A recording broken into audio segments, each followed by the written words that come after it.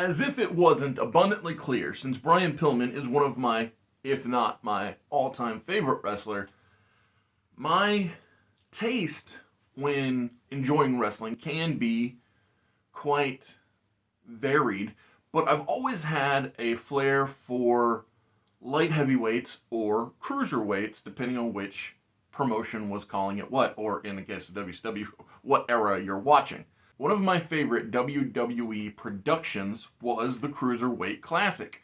When that was actively happening, I was enthralled. I thought there were so many wonderful, both match-based and bracket-based storylines, whether it be Brian Kendrick and Tajiri on their Can This Man from the Past Make It Happen, whether it be Kota Ibushi and Zack Sabre Jr.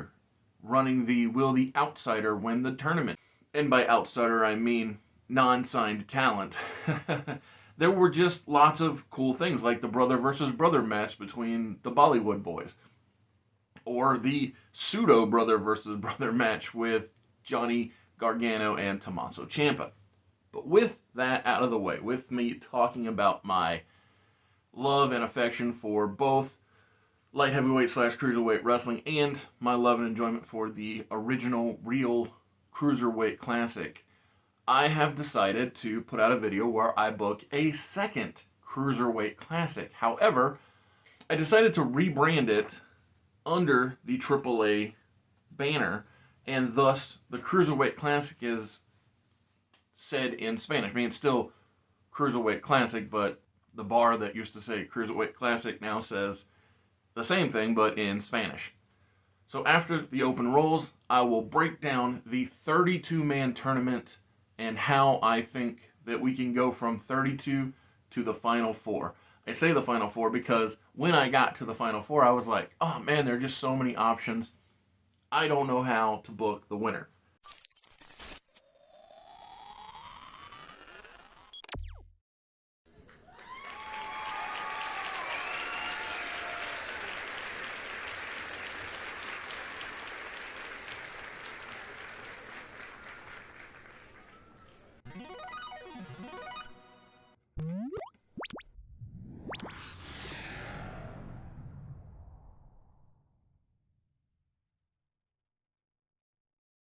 With the lore of the original tournament, I am opening this second Cruiserweight Classic, this AAA branded Cruiserweight Classic, with a first round match that I think is both entertaining and amazing.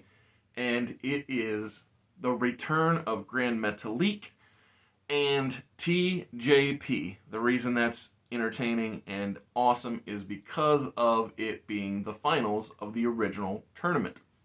These two, plus Zack Sabre Jr. and Kota Ibushi, made the Final Four the first time, and then this was the final match, and TJP became the WWE Purple Cruiserweight Champion.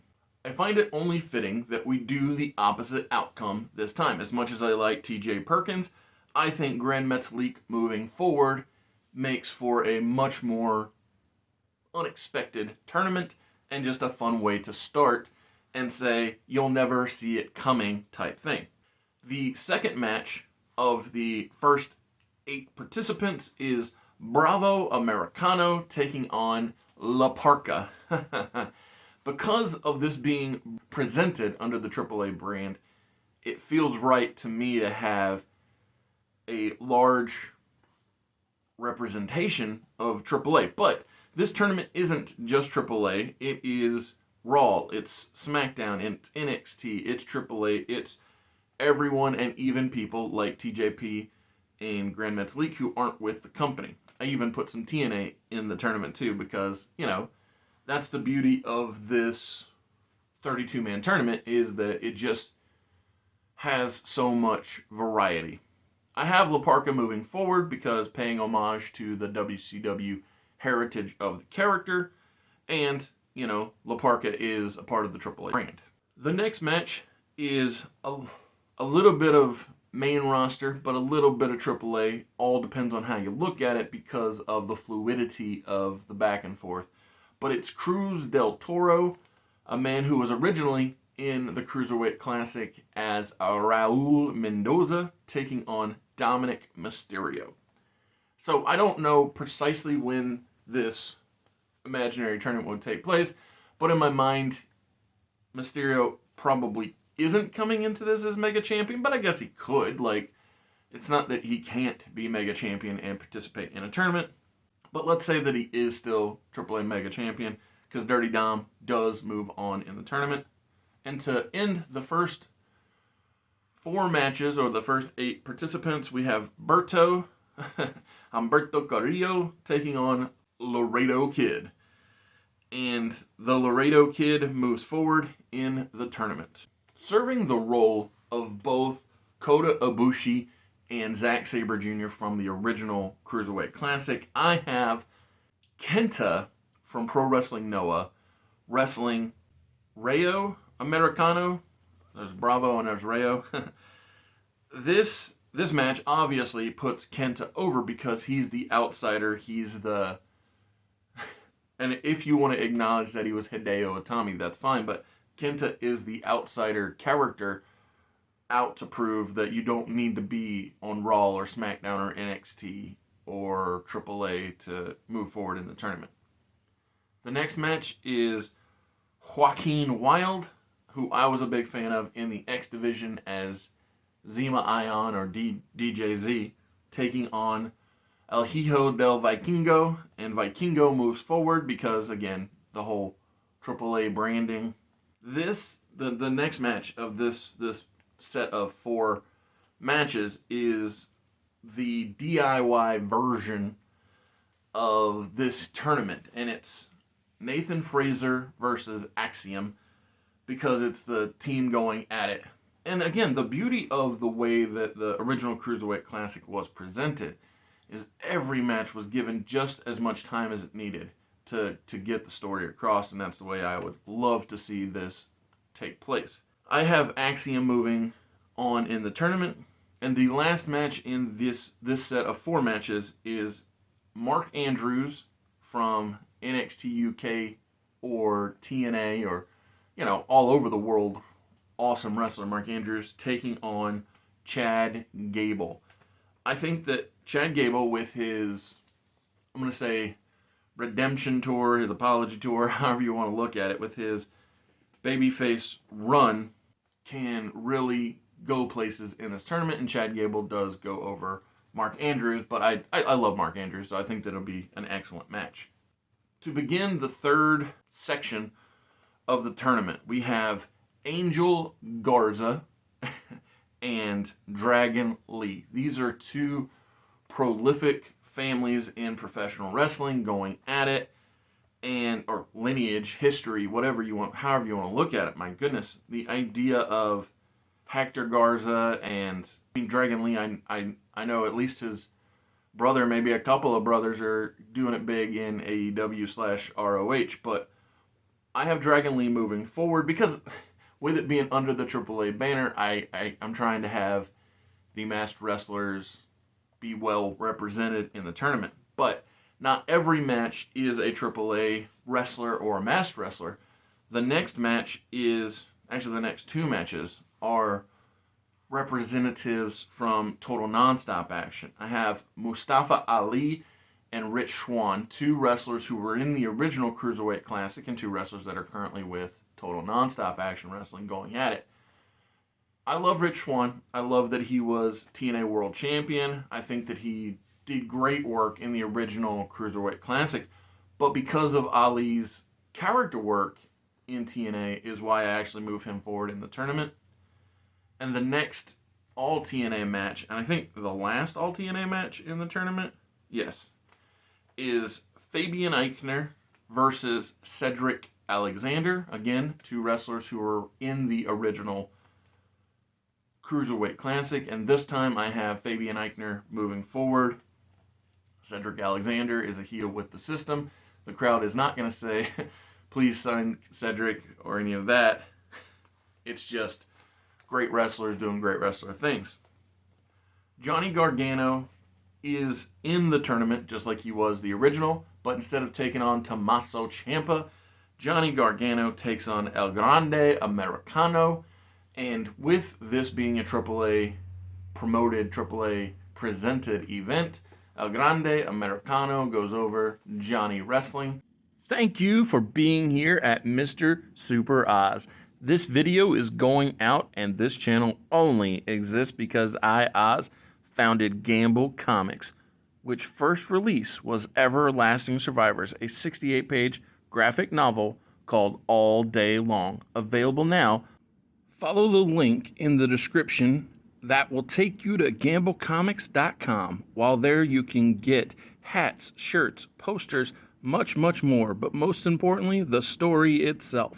We are down to the final 4 opening round matches, and with those, we have JD McDonough taking on Finn Balor, because this is a Judgment Day implosion match. It's an Ireland versus Ireland match. It's a teacher versus student match. It's all kinds of backstory, all kinds of awesomeness. And the fact is that Finn Balor goes over JD McDonough. We have another European classic when Noam Dar takes on Charlie Dempsey. And I have Dempsey moving forward because of the fact that he, A, it's in his birthright, B, he's William Regal's son, and C, it's like, I look forward to the idea of Charlie Dempsey versus Finn Balor in the next round. Speaking of birthright, we have Uriah Connors taking on Akira Tozawa. I really love Tozawa's wrestling. I thought he did great work in the original Cruiserweight Classic. But I think Connors, being the son of Finlay, being a part of Birthright, and here's the other thing, we can present it as though it could be Birthright versus Birthright going forward, so Connors moves forward. And the final match in the opening round to determine the Sweet 16 is Rey Fenix versus Penta.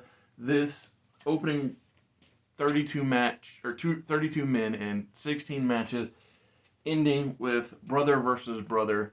Like I said, it goes back, it harkens back to the Bollywood Boys match. It plays off of the DIY match. And in this, I have Phoenix going over Penta because I think Penta being Intercontinental Champion, I think Penta with the crowd pops, he feels like he doesn't need it as much as Phoenix does. And by Phoenix needing it, that's why that I move him forward. So for the Sweet 16 portion of the tournament bracket, we have La Parka taking on Grand Metalik.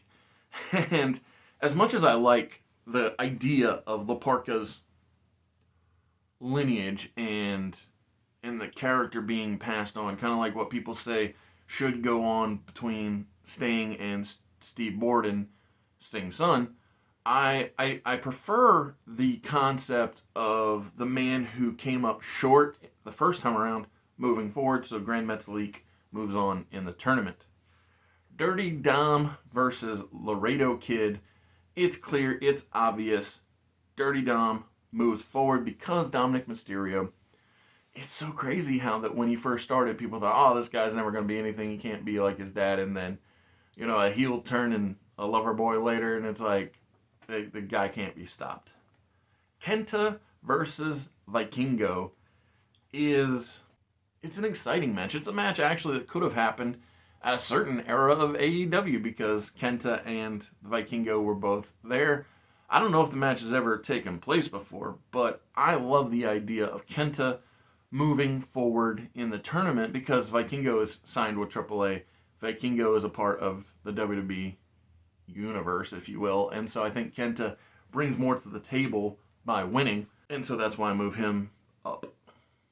Axiom taking on Chad Gable. Man, this idea of Axiom versus Chad Gable feels like to me it's Rey Mysterio versus Kurt Angle all over again from SummerSlam. And I just love the idea of the contrast between the flying character and the mat-based character. But I have Chad Gable moving forward because I feel like his character moving up into the Cruiserweight Classic really could do big things. Ali versus Dragon Lee, it comes down to, do you want the character that has grown, Ali, or the character that needs to grow, Dragon Lee, to move forward? And so with me, I promote Ali in the tournament because I think that he deserves to move forward for all the good he's done. If you figured it out, the next match, if you know, you know, and most people do, it's Fabian Eichner versus El Grande Americano, but because of who's under the hood, it's actually Marcel Bartel versus Fabian Eichner, or Giovanni Vinci versus Ludwig Kaiser. And so it's a sleeper tag team members versus tag team members match. But El Grande Americano obviously moves forward because of his popularity in the AAA brand. Charlie Dempsey taking on Finn Balor. It's awesome. I love the concept. It's an all European side of the bracket. But to me, Finn Balor really deserves to be treated well. I think that it's going to be a great match. But Balor, especially Demon Balor, my goodness. Let's say that he wasn't Demon in the first fight, but he was the second one. That could work to show the differentials in his personality. And then Connors versus Phoenix. Ray Phoenix moves forward. And then our Elite Eight of the tournament. It comes to Grand Metalik versus Dirty Dom. Obviously, Dom moves forward. Kenta versus Chad Gable. I think Chad Gable, being signed to the company, moves him to the finals. Ray Phoenix versus Finn Balor. And I think Phoenix needs it more than... It's funny. I think both these guys really need the win. But Balor's a guy, for 10 years people have said, is he going to make it to the top again or is he not? Whereas Phoenix, he's earlier on. You put him over in the tournament and, you know, big things seem possible. And when it comes to Mustafa Ali versus El Grande Americano, it's AAA branded. El Grande Americano goes over, so the final four are as follows. Dominic Mysterio, Chad Gable, El Grande Americano, and Ray Phoenix. These four wrestlers, however you want to do it, it always makes sense. So Gable versus Phoenix is basically a WrestleMania rematch. Grande versus Gable is a AAA rematch. Dom versus Phoenix is heel versus face. It's two legacies. It's just all kinds of amazing. That's the reason I didn't really pick a winner out of these four, because I think all four have a great case to be made for who among them could be the winner of the AAA branded Cruiserweight Classic.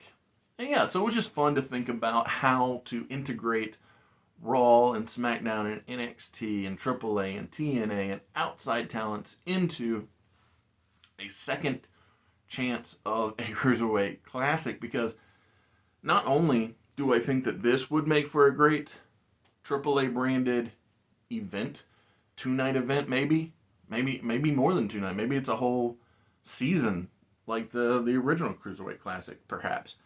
But I think that the Mixed Match Challenge could make for a fun AAA branded event too, because they already have mixed tag team titles, the red and blue straps that Sammy Guevara and Ty Mello held and Ethan Page and Chelsea Green held. So I wouldn't be surprised if I would make a pitch at some point for a Spanish branded AAA Mixed Match Challenge down the line, because yeah, I just think that the idea of what can be done with this AAA concept, because that's the funny thing about the original Cruiserweight Classic. They didn't have a Cruiserweight title at the time.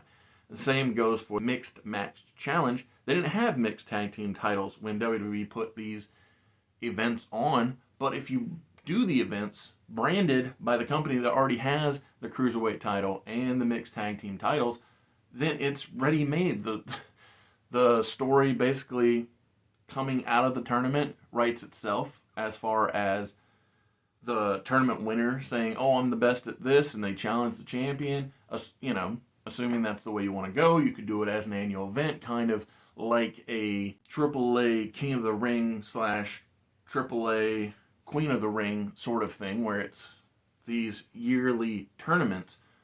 And yeah, I just think that it could be really fun because I thought the Cruiserweight Classic woulda, coulda, shoulda been an annual event upon its original incarnation. And I thought that Mixed Max Challenge had a lot more to give if presented better. Because a lot of what made the original recipe so weird was they kept subbing out partners, and it's like, if you're not sticking with the formula, it feels odd to me. But yeah, that was my thoughts on how they could have a AAA branded Cruiserweight Classic. Let me know who you think should, could, would be a great winner.